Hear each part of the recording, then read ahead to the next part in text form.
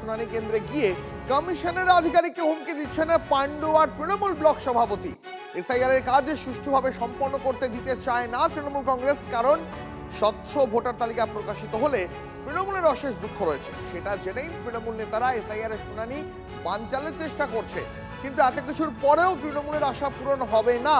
এবার আর তৃণমূলের সরকার ফিরবে না, দাবি শুভেন্দু অধিকারীর। প্রথমে শোনাই আপনাদের, দেখাই আপনাদের যে ভিডিও পোস্ট করেছেন শুভেন্দু অধিকারী। দিকে দিকে কোটি কোটি মানুষকে ডেকে তাদের হেনস্থা করা হচ্ছে, তাতে মানুষ উত্তেজিত হবে না?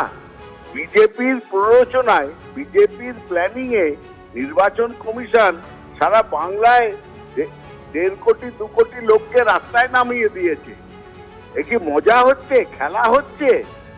ভোটার লিস্ট সংশোধন হবে, তার জন্য মানুষকে এত হেনস্থা করা হচ্ছে কেন? তাও 2026-এ 1947-এ স্বাধীন হয়েছে, 1950-এ ইলেকশন হয়েছে প্রথম, আর আজকে এত বছর পরে আজকে এই বিজেপি এসে নির্বাচন কমিশনকে কাজে লাগিয়ে মানুষকে হেনস্থা, মানুষকে ভয় দেখানো, এই খেলায় নামলে মানুষও তার উল্টো খেলাটা খেলবে।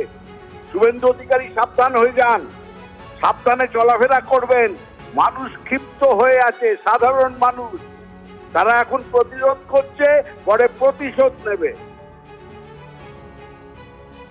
এসআইআর এর শুনানির নোটিশ পেয়ে হাজিরা দিলেন মিমি চক্রবর্তী। কসবা স্কুলে শুনানিতে উপস্থিত ছিলেন যাদবপুরের প্রাক্তন তৃণমূল সাংসদ। বয়স্কদের সাহায্য করার জন্য কমিশনকে আবেদন জানান টলিউড অভিনেত্রী।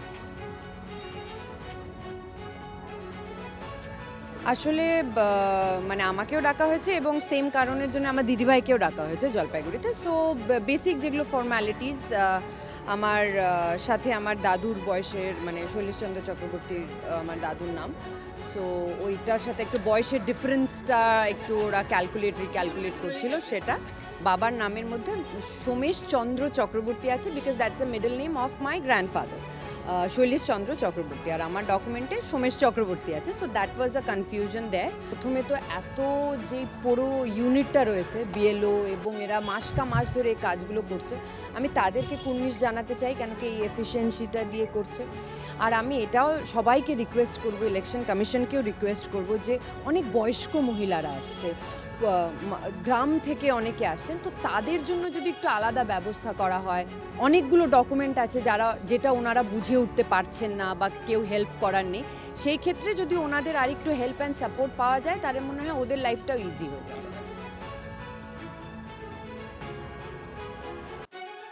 এবার শিলিগুড়ি থেকে নজর রাখতেই হবে।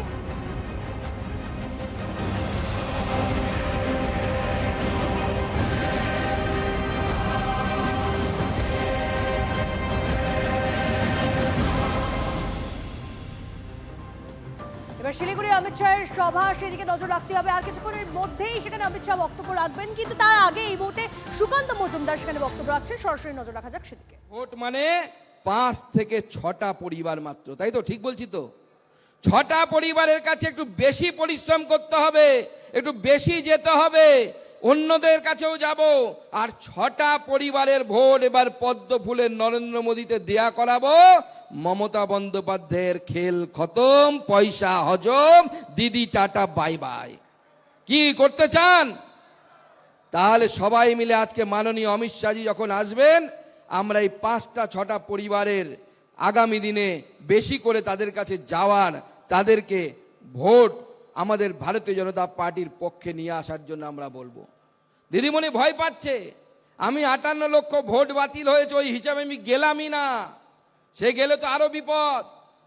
দিদিমণি, মমতা বন্দ্যোপাধ্যায়, আমরা গত নির্বাচনে 91টি বিধানসভাতে এগিয়ে আছি, লোকসভা নির্বাচনের নিরিখে 77টি পেয়েছিলাম 21-এ, 24-এর রেজাল্টে 91। আর যদি যে ভোটে তৃণমূল কংগ্রেস জিতেছে আর যে ভোট বাতিল হয়েছে 58 লক্ষ এক একটা সিট থেকে, সেই অনুসারে যদি আমরা অঙ্ক করি, দেখা যাচ্ছে 109টা সিটে তৃণমূল যে ভোটে জিতেছিল তার থেকে বেশি ভোট বাদ চলে গেছে। 109 যোগ 91 বা 77, যেটা করুন, 148 দরকার আপনার সরকার তৈরি করার জন্য। এখন তৃণমূলকে লোকজন বলছে আপ তেরা ক্যা হোগা রে কালিয়া। তৃণমূল এখন ভাবছে কি হবে, তাই এসআইআর কে বন্ধ করার জন্য উঠে পড়ে লেগেছে। এসআইআর নির্বাচন কমিশনের বিষয়, সেখানে আমরা পড়তে যাব না, কিন্তু আমাদের দীপক বর্মন খুব গুরুত্বপূর্ণ কথা বলে গেছেন। যেই যে এসআইআর হচ্ছে, মনে রাখবেন এসআইআর নির্বাচন কমিশন করায় তার একজন একমাত্র লোক থাকে, তিনি কলকাতায় বসে থাকেন, যাকে বলা হয় সিইও। আর সব লোক হচ্ছে রাজ্য সরকারের, বিডিও রাজ্য সরকারের, তাকে এখন নাম হয়েছে AERO, বিডিও অফিসে বসে থাকে। এসডিও তার নাম হয়েছে ERO। আর তারা নানা রকমের ছল চাতুরি করছে, মানুষকে ভুল বোঝানোর চেষ্টা করছে।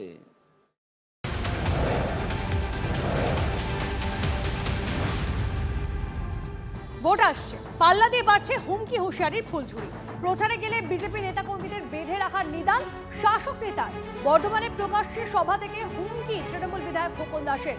বিরোধীদের শাসনে দেওয়ার তৃণমূলের কালচার তো বিজেপি। হুমকি নয়, মানুষের প্রতিরোধের ডাক। সাফাই তৃণমূল। আমরা মনে করলে কি না করতে পারি, আমরা মনে করলে বর্ধমান শহরে বিজেপিকে মিটিং করে দিতে পারি।